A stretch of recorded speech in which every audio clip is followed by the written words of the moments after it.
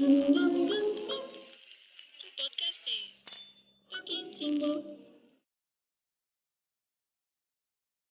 Buenos días, Buenos primero de días. todo. Primeras preguntas más introductorias y demás. Nombre, edad, ¿dónde vives? Pues mi nombre es Kepa Garraza, vivo en Bilbao, trabajo en Bilbao y soy artista plástico. Bueno, entonces, ¿a qué te dedicas? Al arte, ¿entendemos? Sí, me dedico al arte full time, vamos, es mi profesión principal. A veces hago algún otro tipo de trabajo relacionado, pero vamos, todo está siempre relacionado con el ámbito del arte. Muy bien, ¿y cómo empezaste en este mundo? Bueno, pues como la mayoría de artistas, por puro azar. En mi caso, como en el caso de otros muchos artistas de mi generación, anteriores y posteriores, pues todo se inicia en la Facultad de Bellas Artes, ¿no? Empecé a estudiar Bellas Artes, pues bueno, pues porque realmente me interesaba el mundo del arte, aunque desconocía, como todos los que hemos pasado por la facultad cuando empezamos la carrera, pues eso, desconocía profundamente cómo funcionaba el mundo del arte, pero bueno, me interesó, digamos, la parte más pura, ¿no? La creatividad, ¿no? Y ahí, pues bueno, pues fue una prueba de ensayo y error hasta que de repente, pues bueno, encontré un lenguaje eh, que me definía y pues poco a poco eso me ayudó a ir formando mi carrera como artista profesional y encontrar, pues bueno, digamos, un hueco dentro del sistema del arte y del mercado del arte, que es algo fundamental. Si hablamos de la profesión de artista como una profesión real con la que te puedas ganar la vida. ¿Y cuáles son tus procesos creativos a la hora de empezar una obra, un trabajo? ¿Cómo suelen ser? Pues, pues digamos que es un proceso bastante sistemático y no todas, bueno, lo primero de todo, eh, mi obra está siempre dividida en series, con una temática y un concepto muy claro. Entonces eso me ayuda, digamos, a delimitar mucho mi proceso creativo. Mi proceso creativo empieza siempre con una idea a veces peregrina, a veces una idea que se queda alojada en alguna parte del cerebro durante un tiempo y no puedes quitarte de en medio, y luego esa idea se va desarrollando. Primero es un proceso meramente mental, empiezas a dar forma a esa idea, luego digamos que la sometes a una especie de auditoría, empiezas a valorar si realmente tiene sentido, si esa idea que en un principio pues quizás te parecía atractiva realmente tiene un potencial, y luego ya empiezas a pensar en cómo la vas a desarrollar. Con los años este proceso digamos que se ha ido perfeccionando, ¿no? Y ya sé muy bien pues cuando una idea ronda por mi cabeza, es un proceso que es como muy automático, ¿no? Entonces, cuando tengo una idea madura, digamos que comienza el proceso de hacer bocetos, ¿no? De preparar las imágenes. Este proceso puede ser más rápido o más lento, puede incluir elementos más tecnológicos o menos. Eso depende mucho de cada proyecto y de cómo se desarrollan y se generan las imágenes que conforman estos proyectos. Pero digamos, por resumir, que es un proceso muy metodológico y que sigue unas pautas muy establecidas. Y es, digamos, pues eso, el, eh, pues eso, el surgimiento de una idea, su desarrollo, su proceso de preparación de imágenes, porque al final en mi caso todo se traduce a imágenes, y luego el paso final, que es la materialización, que es el proceso más largo, pues donde más tiempo invierto, pero que digamos se trata solo de llevar al lienzo o al papel las imágenes con las que llevo pues un montón de tiempo trabajando. Sí. Al tener un proceso tan sistemático como nos has explicado, no sé si alguna vez has enfrentado algún bloqueo creativo. ¿Cómo te enfrentas a ello cuando lo tienes? No, yo no recuerdo haber tenido ningún bloqueo creativo. Yo creo que todo lo contrario. O sea, muchas veces he tenido que rechazar ideas porque el proceso pictórico es lento, requiere muchísimo tiempo. Entonces, muchas veces, pues bueno, digamos que tiene una cosa buena y una mala este proceso, y es que como requiere tanto tiempo, me permite también estar mucho tiempo pensando en nuevas ideas y madurarlas y someterlas a, digamos, a escrutinio durante mayor tiempo que lo haría con, yo qué sé, pues con un proceso que estuviese desarrollado en vídeo o en fotografía.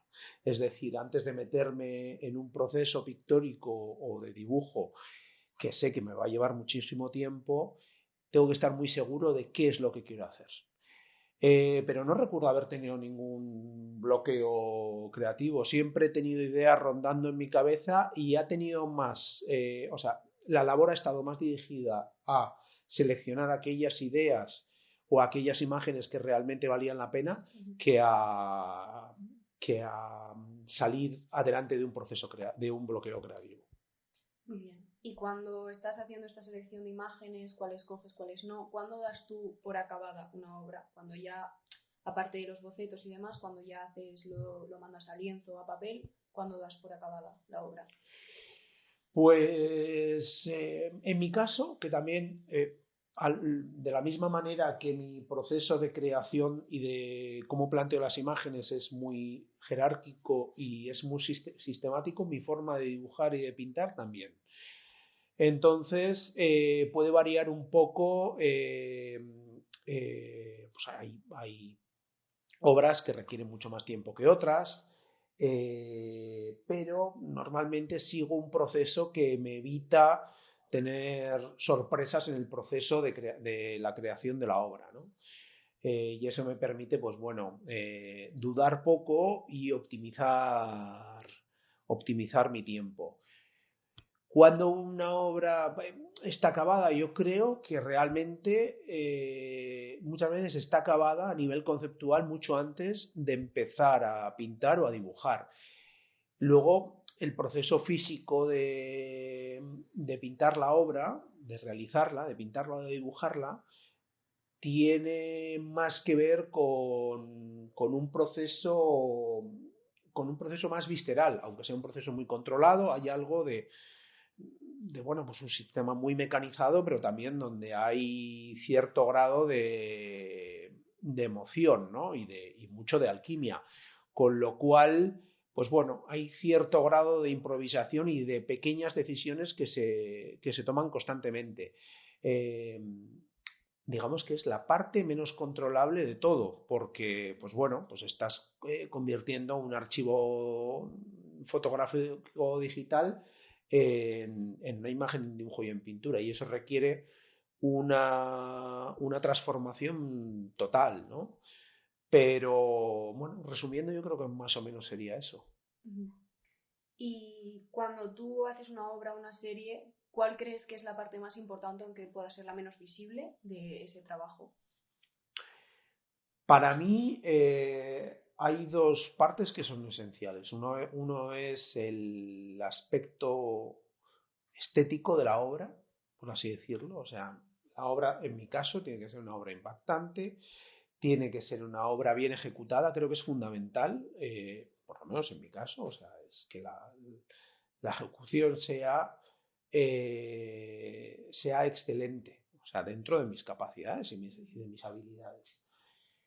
Esa es una parte, o sea, digamos, que esté bien finalizada en todos desde un punto de vista técnico y formal, y luego también que tenga una coherencia dentro del relato que quiero establecer con cada una de las series. Y que el lugar que ocupa dentro de esas series tenga coherencia y haga un aporte. Está claro que que hay obras dentro de cada una de las series que son mejores que otras, desde su planteamiento hasta su ejecución. Muchas veces suelen ser mejores en todos los aspectos, pero eso ya se debe a que, pues en ese proceso he estado más inspirado, he estado más lúcido, o que realmente eh, elijo que haya ciertas obras que sean más determinantes, más importantes, aunque también eso tiene mucho que ver con el proceso y con el azar. Y durante todos estos años de carrera que has tenido tú, ¿cómo crees que ha evolucionado tu obra? Eh, pues ha evolucionado en la misma medida que yo he evolucionado y he crecido y me he hecho mayor. Creo que es muy complicado, o por lo menos en mi caso, yo lo siento así, desvincular la obra pues tu obra de lo personal, ¿no? De tus propios intereses, de tus propias experiencias.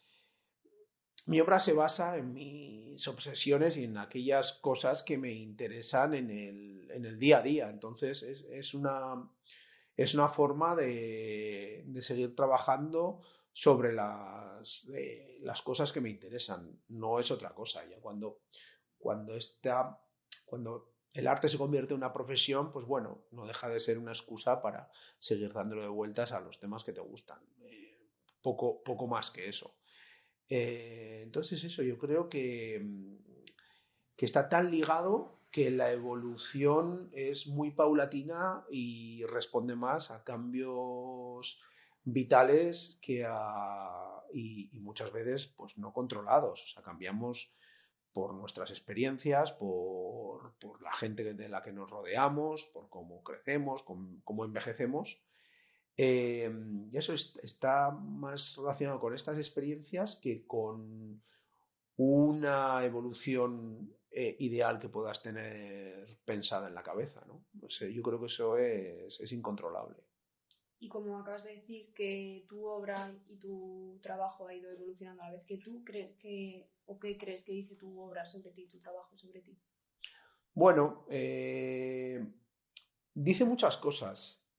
Lo principal, los temas que me interesan. Es verdad que como trato muchos temas relacionados con lo político y lo social, y a mí siempre eh, me ha molestado que el arte se utilice de una forma propagandística o cierta medida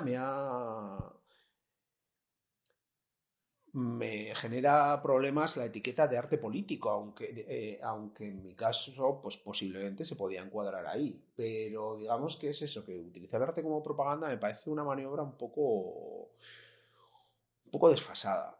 Y entonces suelo utilizar, digamos, ciertos trucos para escamotear mi ideología o lo que realmente pienso de muchas cosas. Me gusta trabajar digamos, en territorios grises para que mis opiniones reales no salgan a la luz, porque considero que eso es una cosa que me incumbe solo a mí mismo. Una cosa es mi persona y otra cosa es mi arte, pero al estar tan profundamente ligado, digamos que en mi caso he decidido colocar un cortafuegos entre mi vida personal y lo que planteo en mis obras, porque si no me sentiría pues, excesivamente expuesto y es algo que siempre me ha resultado un poco perturbador. Por eso tiro muchas veces de ironía, del sentido del humor y de la ambigüedad discursiva, ¿no? Pues porque me sirve como una estrategia de camuflaje. Con todo esto, ¿crees que el arte a día de hoy tiene alguna responsabilidad social? El arte tiene una responsabilidad social, pero otra cosa es que eh, sirva para algo. Y con todo esto, ¿crees, o yo creo que es bastante evidente que tu obra o tu trabajo tiene un tema recurrente? ¿No? ¿Es así? Sí, sí, básicamente todo gira en torno a a la representación del poder en sus diferentes formas a lo largo de la historia. Hay varios ejes que vertebran mi obra. Uno es la historia, otro es la política y otro es la representación del poder. Toda mi obra es como un remolino que va dando vueltas alrededor de temas recurrentes. Creo que todos los artistas hacemos lo mismo. O sea, es como dar vueltas siempre de forma obsesiva acerca de los mismos temas. Y por eso hablaba de lo personal, ¿no? Porque son los temas que nos emocionan y que nos atraviesan personalmente. Aquello que te emociona, que te excita, que te hace vibrar, ¿no? Entonces, pues bueno, se resume a eso. A la experiencia artística es algo bastante simple si le quitas toda la carga que luego le vamos añadiendo. Cambiando un poco de tema, si pudieras colaborar con algún artista, estuviera vivo o muerto, ¿hay alguno con el que te gustaría hacerlo especialmente? Pues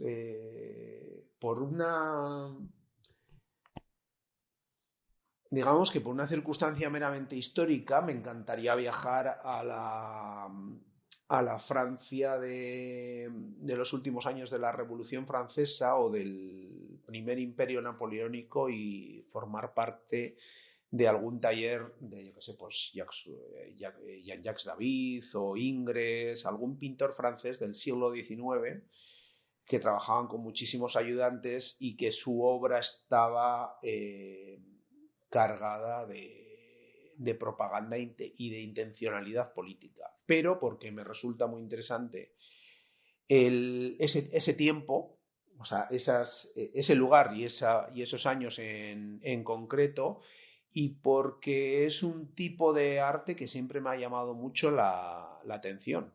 Y aunque antes he hablado de que el arte como propaganda en la actualidad me parece algo de lo que huir, los ejemplos históricos de la propaganda en el mundo del arte también me han fascinado, ¿no? Es como una balanza. Por un lado me fascina, pero por otro me aborrece, ¿no?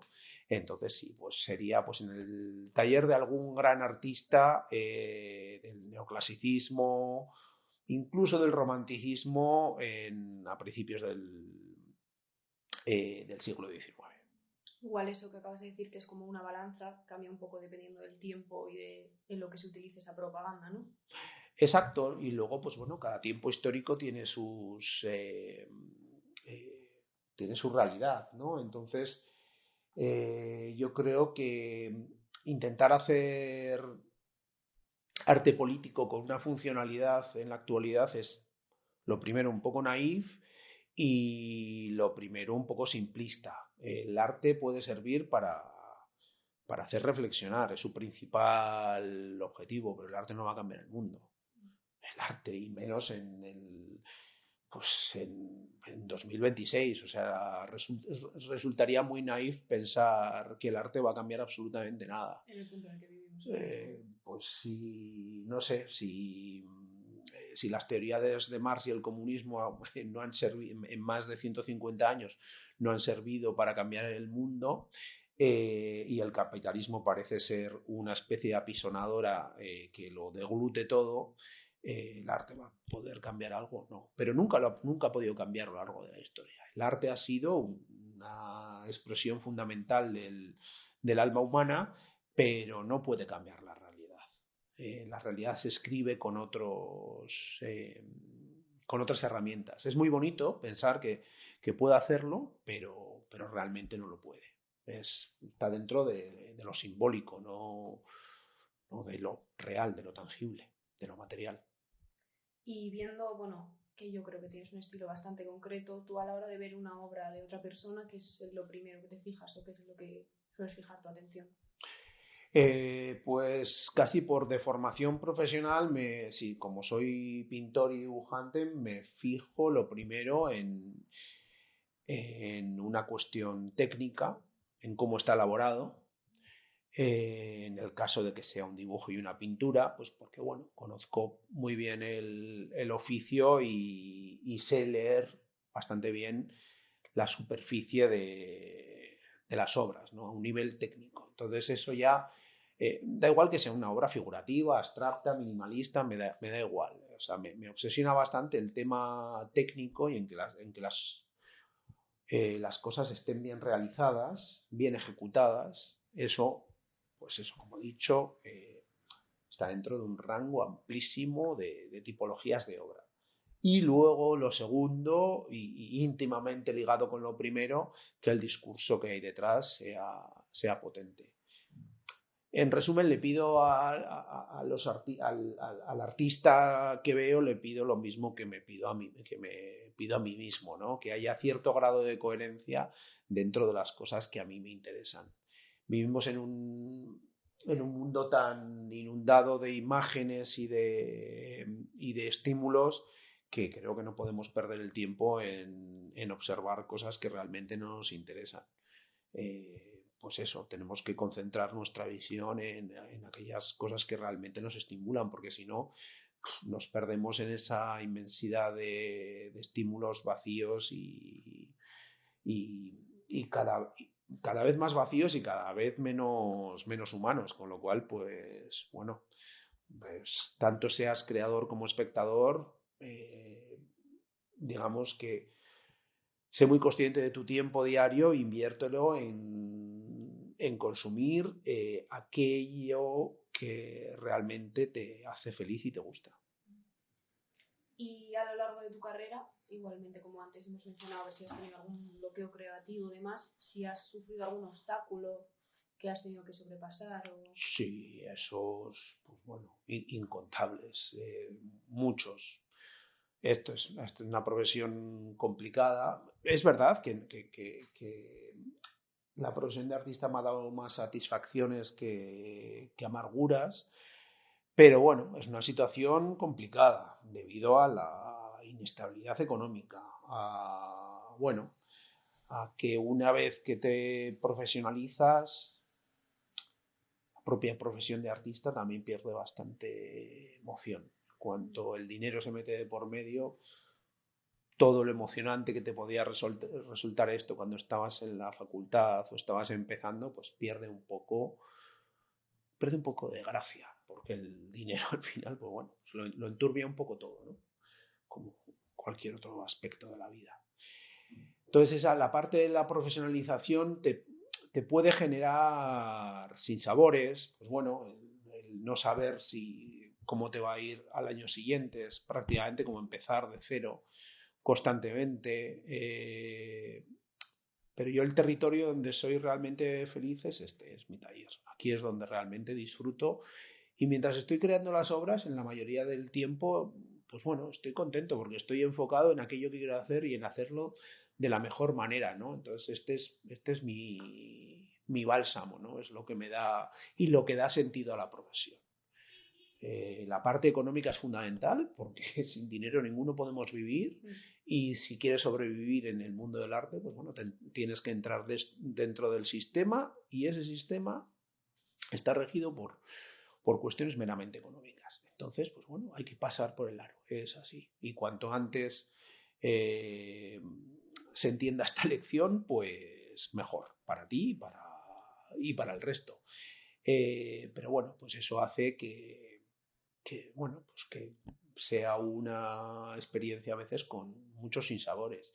Yo llevo más de 20 años de carrera dedicándome a esto y bueno, pues a veces ha ido mejor, a veces ha ido peor, pero ya tengo que estos sinsabores han estado más relacionados con mi relación con el sistema del arte, con el sistema mercado, que con los procesos creativos en el estudio. Hay veces que te puedes mosquear contigo mismo porque la has cagado en una obra y todos la cagamos alguna vez, pero son casi rabietas de niño pequeño porque sabes que la has cagado y que has hecho algo que no deberías haber hecho y después de 20 años deberías haber aprendido la lección, pero bueno, pues todos la cagamos alguna vez y es inevitable, ¿no? Somos humanos. Pero normalmente el trabajo en el estudio es lo que realmente hace que esto valga la pena. Si no, ¿quién se dedicaría a esta profesión si no fuese por eso? O sea, sería de suicidas, no tendría sentido. Y con todo este recorrido, ¿qué crees que le dirías a tu yo del pasado, al que estaba empezando, al que no sabía cómo iba a seguir? Pues que confiase en el futuro y que relativizase mucho el éxito y el éxito temprano, que eso es algo muy complicado de gestionar. Era más fácil de gestionar, creo, cuando yo empecé en esto, a principios del siglo XXI. El mundo en ese sentido, creo, como en muchos otros sentidos, ha ido a peor, y creo que ahora mismo esa percepción del éxito y de la representación de uno mismo casi como un cliché, o casi como un avatar, y esa necesidad perpetua de performar el éxito es algo que ha ido a peor, claramente. Hace 20 y pocos años era más fácil aislarte en tu estudio o olvidarte del mundo durante un tiempo, y luego, pues bueno, sacar a la luz aquello que habías hecho y cruzar los dedos para que tuviese éxito en todos los sentidos, no solo en lo comercial, sino también que a la gente le gustase, que al público le gustase, que a la crítica le gustase, pero podías aislarte del mundo durante mucho tiempo, y creo que eso era muy, muy positivo. Ahora es imposible. Ahora, con las redes sociales, todos estamos obligados a performar una idea de éxito que, como en muchos otros ámbitos de la vida, es falsa. Todos acabamos representando una ficción de la que somos protagonistas, pero que no es nuestra vida. Entonces, pues bueno, le diría a mi yo del pasado que disfrute de esos primeros años creativos, que son los más, cuando te estás descubriendo a ti mismo y estás madurando tu obra, que son los más excitantes, y que no se obsesionase por el éxito, porque, pues bueno, la vida da muchas vueltas, y acabas entendiendo con los años que todo es más relativo de lo que parece. Que si llega, llegará.